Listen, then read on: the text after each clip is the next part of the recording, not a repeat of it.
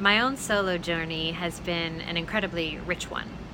My show, Voices, debuted in the 2016 Hollywood Fringe Festival, and I think I initially had 5 performances, and I think by the end of the festival we had gotten a handful of extensions. I think I ended up extending about 6 times, so there were somewhere between 10 and 11 performances total. The show was nominated as Best Solo Show in the 2016 Fringe out of over 80 submissions. I was awarded Best Solo Performance by a Female, and the show was recognized as Pick of the Fringe that year. And it won the Encore Producers Award, which is what extended the show through the Fringe experience. So, I mean, what started in the month of June ended up going until maybe October. And then I was invited back through an extension the following year. I think it's a part of the Fringe extension shows. And that show, I just so happened to be doing a performance, and a couple of really cool things happened.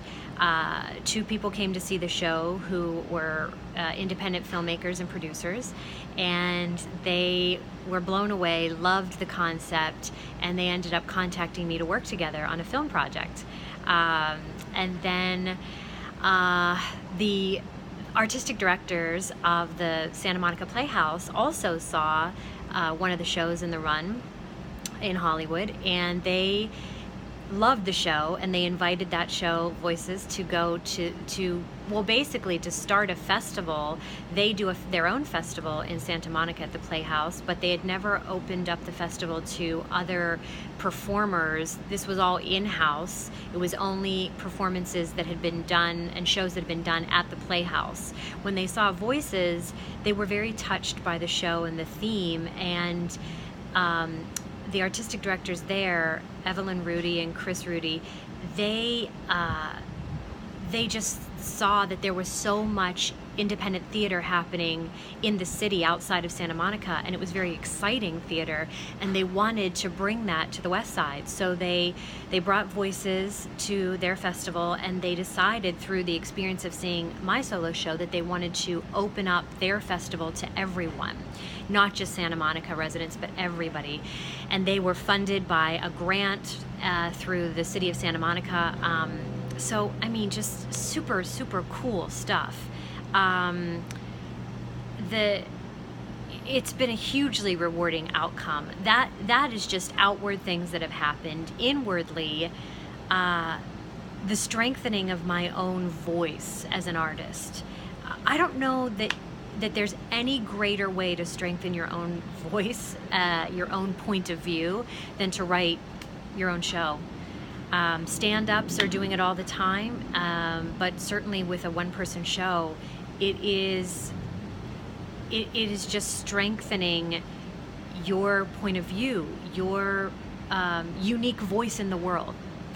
And we all need that right now.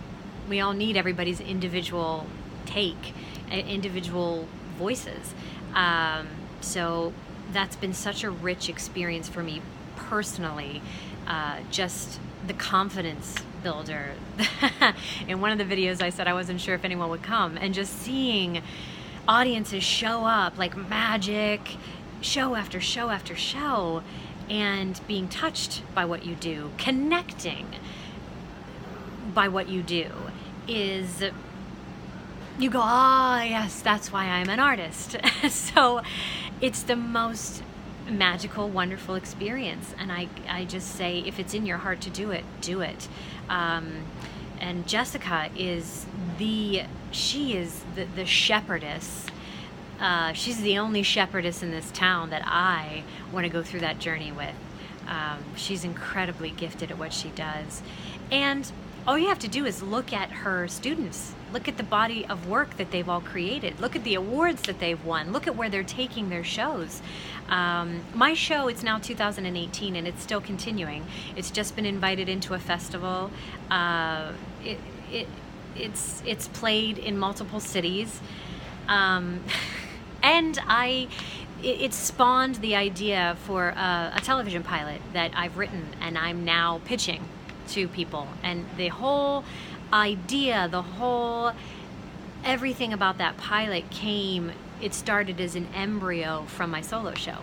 So you can take it wherever you want, and you can do whatever you want with it. It's a great gift to yourself.